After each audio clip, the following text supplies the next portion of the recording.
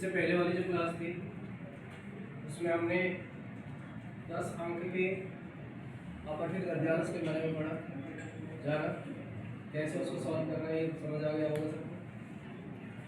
आज जो हम क्लास ले रहे हैं इसमें हम जानेंगे 5 अंक के बारे में, अनौपचारिक पत्र अथवा औपचारिक पत्र और पूर्ण पत्र लेखनम, ऐसा लिखा हुआ है यहाँ पर, पूरा पत्र लिखने के लिए लिखा हुआ है।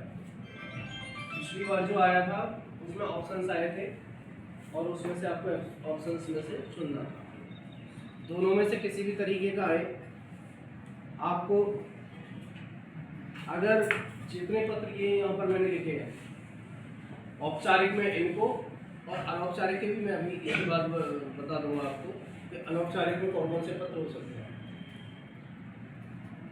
मुझे नहीं पता इस तरह से विभाजित करके इससे पहले आपने पत्रों को पढ़ा है या नहीं पढ़ा है, क्या पढ़ा है ऐसा कि कौन कौन से पत्र संभावित हो सकते हैं।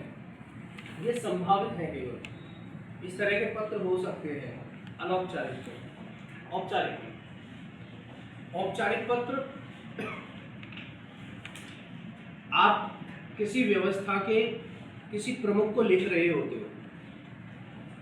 जो व्यवस्थाएं चलती है ना, एक तो होते बेटा व्यक्ति, पर्सन टू पर्सन जो लिखा जाता है वह पत्र अनौपचारिक होता है, और एक होता है किसी व्यवस्था को लिखना पत्र। उसमें किसी व्यक्ति विशेष को नहीं लिख रहे हैं आप। मान लीजिए आप शिक्षा विभाग में लिख रहे हैं तो शिक्षा विभाग चलता रहेगा, व्यक्ति भले ही बदलते रहे उसके अंदर। आप नगर पालिका को लिख रहे हो तो नगर पालिका चलती रहेगी, नगर पालिका पर आसीन जो व्यक्ति हैं वो बदलते रहेंगे। आप राज्य सरकार को लिख रहे हो तो राज्य सरकार तो बनी रहेंगी, इस व्यक्ति की नहीं होगी, इस पार्टी की नहीं होगी, किसी दूसरी पार्टी की होगी, लेकिन राज्य सरकार तो रहेगी ना। व्यक्ति बदल जाएगा उस पर आसीन, वहां जो व्यक्ति वो बदल जाएगा। तो ऐसे जो पत्र होते हैं वो पद के नाम लिखे जाते हैं और उन्हीं को हम औपचारिक पत्र कहते हैं। वो किसी व्यक्ति के नाम नहीं लिखे जाते हैं। आप जो विद्यालय में प्रार्थना पत्र देते हो वो सेवा में प्रधानाचार्य महोदय को देते हो, सेवायाम प्रधानाचार्य महोदय,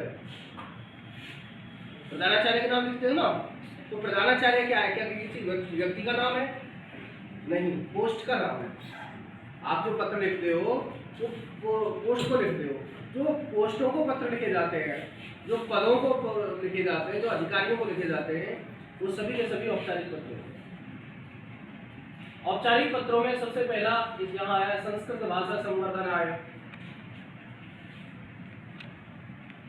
संस्कृत भाषा के संवर्धन के लिए बहुत सारी संस्थाएं काम करती हैं। किसी भी संस्था को आप पत्र लिखें कि भाई हमारी संस्कृत भाषा अच्छे से समझ आए हमको, उसके लिए हमें पत्र लिखना है, या कुछ काम कराना है, या समर कैंप लगवाना है, या जो भी काम हो सकते हैं संस्कृत भाषा के, संभाषण शिविर कराना है, संस्कृत में खेल करवाने हैं, ठीक है, मेला लगाना है, संस्कृत में सम्मेलन करना है, परिवार मेलनम करना है, बहुत सारे काम होते हैं संस्कृत। तो संस्कृत भाषा संवर्धन के लिए हो सकता है। शिक्षा मंत्रालय आए, आप सभी शिक्षा जगत से जुड़े लोग हैं, तो शिक्षा में अगर आपको कहीं कोई त्रुटि नजर आ रही है, कहीं कोई सुझाव नजर आ रहा है, तो आप शिक्षा मंत्रालय को पत्र लिख सकते हैं। नाम संशोधन आए, नगर निगम आए। नाम संशोधन, यहाँ पर मैंने केवल एक चीज लिखने के लिए लिख दिया है, ये लड़ाई इधर उधर पैराग्राफ इधर नहीं हुए, वो भी आप पैर है। नाम संशोधन केवल नाम लिख दिया है, तो इसका मतलब ये नहीं केवल नाम के लिए ही संशोधन का लिख सकते हैं हम। नाम संशोधन हो सकता है, आधार नंबर संशोधन हो सकता है, जन्म तिथि संशोधन हो सकता है, पिता का नाम संशोधन हो सकता है। जो जो सूचनाएं आपने उस तत् ऑफिस में दे रखी हैं, उनमें से कोई भी सूचना आपकी वहां पहुंचने में या प्रकट होने तक गलत हो सकती है, तो उसको सही करने के लिए आप पत्र दे सकते हो। और ये ऐसा नहीं है कि केवल नगर निगम को दे सकते हो, आपने जहाँ पे भी अपनी कोई पहले अर्जी लगाई है या पहले आपने जो वहाँ पर एप्लीकेशन लेटर दिया है, प्रार्थना पत्र दिया है, उसमें कहीं गलत हो रही है आपकी सूचनाएं, तो आप उनको सही कराने के लिए लेटर लिख सकते हो। यही नाम संशोधन नजर निगम आय से मतलब उन सब से है, नाम भी और नाम के साथ साथ और सूचनाएं भी आप सही करा सकते हो। इसके बाद धनादेश अप्राप्त सूचनायै पत्रालय विभाग। धनादेश अप्राप्त है, यहाँ पर केवल धनादेश के लिए लिखा है, आपको समझ आ जाए इसलिए आसानी से। आप सभी के यूनिफॉर्म इत्यादि के पैसे आते हैं, छठी सातवीं आठवीं के स्टेशनरी के पैसे आते हैं ना। तो अगर आपको पैसे प्राप्त नहीं हुए तो आपको पत्र लिखना होगा, ठीक है। वे सभी भी औपचारिक पत्र में ही आएगा, और केवल धनादेश ही नहीं है, कोई और चीज भी हो सकती है जो आपको प्राप्त होनी थी और आपको प्राप्त नहीं हुई। पूरी क्लास को सप्लीमेंट्री मटेरियल बढ़ गया, सपोर्ट मटेरियल बढ़ गया, आप अकेले रह गए, तो आप पत्र दे सकते हो, प्रार्थना पत्र दे सकते हो, अपना शिकायत पत्र दे सकते हो अपना। और कोई जरूरी नहीं कि हम पत्रालय विभाग को ही दें, किसी भी विभाग को दे सकते हो जहां से आपको कोई वस्तु प्राप्त करनी थी और आपको प्राप्त नहीं हुई, आपको इस महीने का राशन नहीं मिला, आप लिख सकते हो,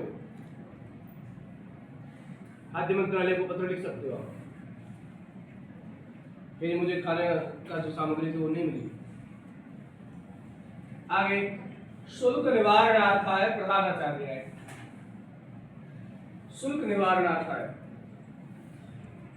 किसी भी तरह के शुल्क आपको लग सकते हैं, शैक्षणिक शुल्क भी हो सकता है, दंडात्मक शुल्क भी हो सकता है, किसी भी तरह का कोई पैसा आपसे लिया जा रहा है वो आप दे नहीं पा रहे हो, और जो अथॉरिटी है जिनसे जो आपसे पैसे ले रहे हैं वो आपके समस्या का निवारण नहीं कर पा रहे हैं, तो आप प्रधानाचार्य के पास जा सकते हो उस चीज़ के लिए और उसके लिए पत्र लिख सकते हैं।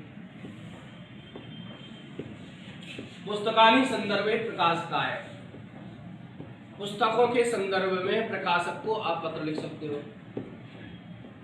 मंगाने के लिए, आई हुई पुस्तकों में से कुछ कम आने के लिए, मान लीजिए आपने 10 पुस्तकें मंगाई और उसने 8 ही भेजी, तो आप उसको पत्र लिख सकते हो कि आपने केवल 8 ही पुस्तकें भेजी, मैंने तो 10 मंगाई थी। या जो पुस्तकें 10 उसने भेजी है उनमें कुछ कटी फटी आई हैं, टूटी फूटी आई हैं, उसके लिए भी आप पत्र लिख सकते हो।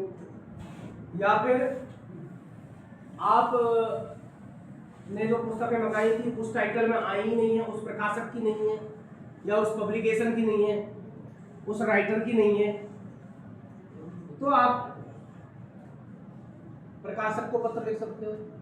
जब इतने सारे पत्र 1 2 3 4 5 6 7 पत्र आप लिख लोगे तो आपको एक पैटर्न पता लग जाएगा, आपका माइंड एक अपने अंदर नॉलेज डेवलप कर लेगा, एक आपको सोच डेवलप हो जाएगी आपके अंदर कि आप कैसे पत्र लिखेंगे, ठीक है। किसी बच्चे कुछ समझ नहीं आया है अनौपचारिक पत्र में तो आप मुझसे पूछ लो, इसका ये दूसरा पार्ट हो रहा है औपचारिक पत्र, अनौपचारिक 2 है ना, तो औपचारिक का मैंने बता दिया, अनौपचारिक के भी अभी आपको लिखवा देता हूँ। ये जिन बच्चों को समझ आ गया है उनका तो कुछ कहना ही नहीं, जिनको नहीं आया वो पूछ